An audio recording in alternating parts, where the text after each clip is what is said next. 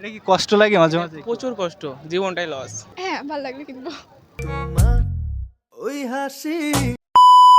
দর্শক, দেশ কিংবা প্রবাস যে যেখান থেকে বসে এই ভিডিওটি দেখছেন বা দেখবেন সকলকে জানাচ্ছি সাদর সম্ভাষণ। দর্শক, আজ আমরা এসেছি খুলনার বিভাগীয় বই মেলায় এবং এখানে যারা ঘুরতে এসেছে অথবা বই কেনার জন্য এসেছে তাদের কাছে জানতে চাইবো তাদের মতামত। আশা করি সাথে থাকবেন। মেলায় এসে আপনার কেমন লাগতেছে? হ্যাঁ ভালো। কাদের সাথে? ফ্রেন্ড। ফ্রেন্ড বলতে ছেলে ফ্রেন্ড নাকি মেয়ে? না মেয়ে ফ্রেন্ড। খুশি হলাম তোমার কথা শুনে। বই কেনার ইচ্ছা আছে কিনা? হ্যাঁ ভালো লাগবে কিনবো। ওই হাসি ভালোবাসি কিত্তি অসম কি বই কিনবেন? মানে এটা হচ্ছে পছন্দের উপর ডিপেন্ড করবে, যা ভালো লাগবে তাই কিনবো। আসলে কোনো ঠিক করা নেই। আচ্ছা, আপনি যদি আপনার প্রিয় মানুষকে উপহার দিতে চান তবে কোন বইটি উপহার দিবেন? প্রিয় মানুষ নাই। বলেন কি?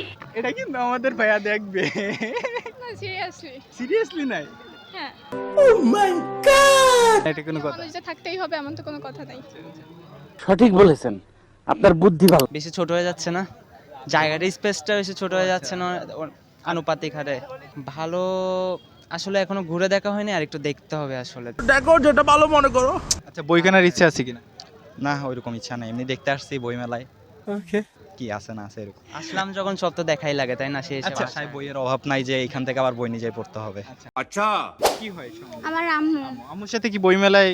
হ্যাঁ বই মেলায় এসে আপনার কেমন লাগতেছে? ভালো লাগতেছে, খুব ভালো লাগতেছে। বই কেনা হয়েছে নাকি? হ্যাঁ কি বই কিনলেন?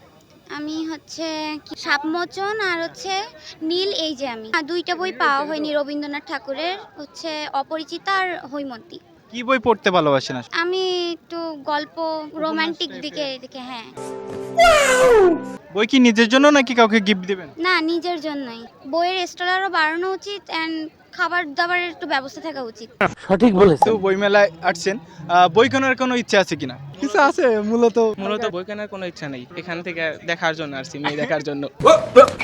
কি দেখার জন্য আসছেন? মেয়ে দেখার জন্য। কেসে কেসে লোক রেতে यार। আমরা ইঞ্জিনিয়ারিং লাইফ, আমাদের লাইফে কোনো মেয়ে নাই। বলেন কি? আমাদের ডিপার্টমেন্টে 150 ছেলে পেলে 150 মধ্যে 150 ছেলে, একটা মেয়ে নাই।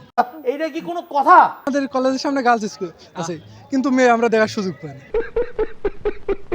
কারণ আমাদের সেমিস্টার আর জব অ্যাসাইনমেন্ট লিখতে আমাদের সময় চলে যায়। এটা কি কষ্ট লাগে মাঝে মাঝে? প্রচুর কষ্ট, জীবনটাই লস। আমার লাভ লস নেই, আমার লাইফটাই লস।